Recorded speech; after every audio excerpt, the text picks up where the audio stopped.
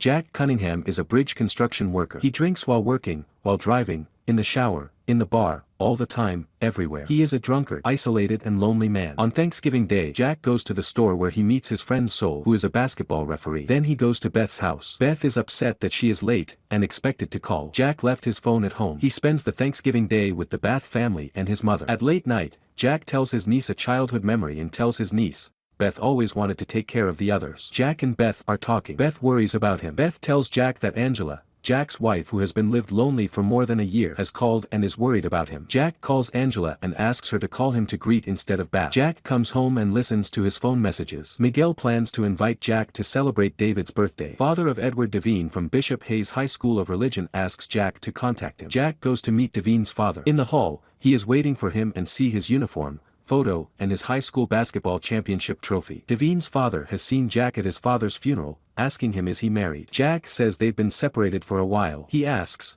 do you have children? Jack says no. Devine's father asks Jack to be coach of his former high school basketball team and tells him that the coach has a heart problem and the team is not doing well. Jack wants to refuse, but Devine's father insists Jack to think tonight and let him know by tomorrow because they don't have much time and the race is close. Jack stays up all night, drinks all the drinks of the fridge, practicing how to contact Devine's father and turn him down on the pretext of being busy. He only played basketball in high school and has never been a coach. In the morning Jack makes his decision and goes to the gym and watches the kids play. Jack meets assistant coach Dan Spinza, who is a math teacher who has been studying and playing basketball a few years later. Dan can't be more responsible than an assistant coach because of his mother's illness and his job. 10 people are playing a training game. Dan introduces them to Jack. One of the kids is Brendan Durrett, son of Ross Durrett, who was one of the great basketball players. Brandon is a quiet boy. Dan shows Jack's office and gives him the key of the office. Jack sees Brendan stay in practice after all the kids are gone. The first match is played and 31-67 games are lost. Jack meets father of Mark Whalen,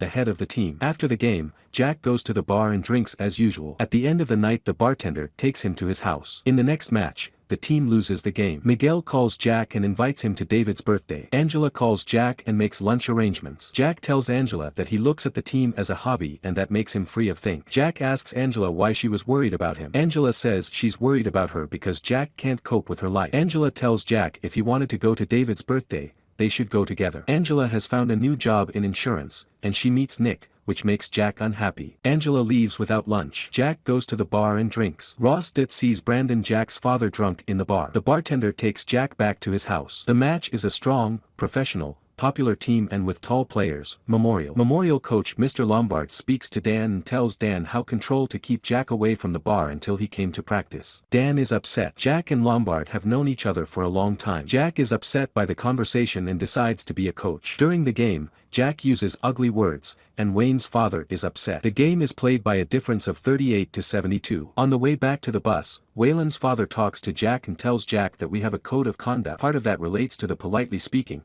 asks him to use polite words and asks Jack not to underestimate his impact on the children. In Night at the Club, when Jack wants to come home, Dan tells him he saw a few cans of wine in his office. Jack is upset by Dan's look. Jack stands in front of the bar, but doesn't go in and goes home. Jack stopped drinking. Jack, who has decided to be a real coach, goes to the gym in the morning and starts coaching. Marcus, one of the players, is 4 minutes late. He argues with Jack and Jack fires him. In the new match, Jack meets Sol as a referee. In the last 15 seconds of the game, the team's first win gets by difference of 2 points. After the race, Jack meets Brandon on his home way and picks him up. Brendan lost his mother 3 years ago and his father takes care of his 2 younger brothers. Jack tells him he is the best player on the team. He asks if he becomes captain can he shout and lead the team. At Brandon's door, Ross and Jack meet. Ross knew that Jack has become his son's new coach. Marcus, who was expelled from the team, finds Jack's house and goes to him. He tells Jack that he doesn't like anything more than basketball and he wants to play. He apologizes to Jack and succeeds in convincing Jack and getting back to the team. At the club before training, Jack announces Marcus is back in the team. Brandon is captain of the team. In practice, Jack tries to get Brandon to talk, forcing him to yell so he can talk and lead the team. The team is constantly racing and practicing. Jack continues to use dirty words during the tournament and along with the unfortunate and reprehensible look of Wayland's father. After each game, Jack talks to the boys about the teams, the games, the important points, the lessons they learned from the game. Jack is doing his best to be a good coach even during his break at work, making plans for the basketball team. Jack and Angela go to David's birthday together. David has cancer and they met at the hospital where Michael was the son of Jack Jack and Angela. Miguel talks in presence of Jack with David and tells about of Michael's memories. Jack is upset and angry. Jack and Angela are angry. They visit the grave of their 9-year-old son, Michael. Jack takes Angela home and in front of her,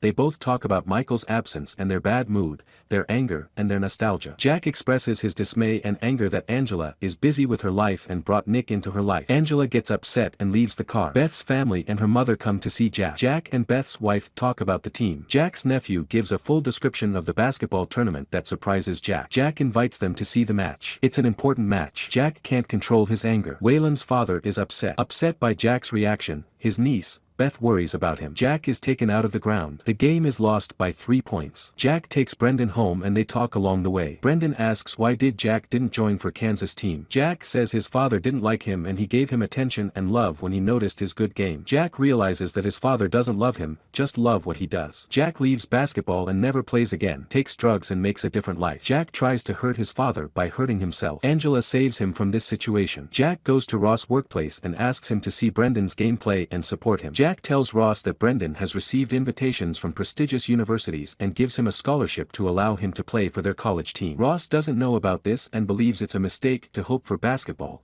and he doesn't want his son to repeat his mistake and rely on basketball to make a living. The match is with the Memorial team and the winner makes it to the playoffs. They win by hard work and by a point difference. Angela calls Jack and Jack goes to the hospital. David has suffered a seizure and has been hospitalized. The doctor tells his parents about David's death. Jack breaks up and leaves the hospital and goes to the bar, stays there for the night and drinks. At night, the bartender took him home. Michael's smiling pictures while playing are on the wall of Jack's room in front of the bed. Jack is asleep and is late for training. He tells Dan and then to the children that the electricity of his house was disconnected, that's why his clock has not alarmed. Dan realizes that Jack is lying. Jack was drinking. Dan goes to Jack's office with Devine's father. Devine's father asks Jack to leave coaching of the team because he drinks. Jack is upset and doesn't want to accept and insists on staying. Dan tells him, "I know your lie from smell of your drink." Devine's father worries about the children and the impact of Jack on them, and he asks him to leave. Jack angrily leaves the office and the club and goes to the bar, where he stays for the night, having a drink. At night, a girl buys him 2 drinks and the bartender tells Jack that she wants to talk to him. Jack and the girl get in the car and they accident while kissing. The girl says it's her neighbor's car and gets out of the car and climbs the hill and gives directions and tells Jack to come by car. Jack leaves the scene of the accident. He enters the wrong house and talks and picks up drinks from the fridge. The landlord wants to call the police. Jack wants to escape and Jack is thrown down the stairs and then down the hill,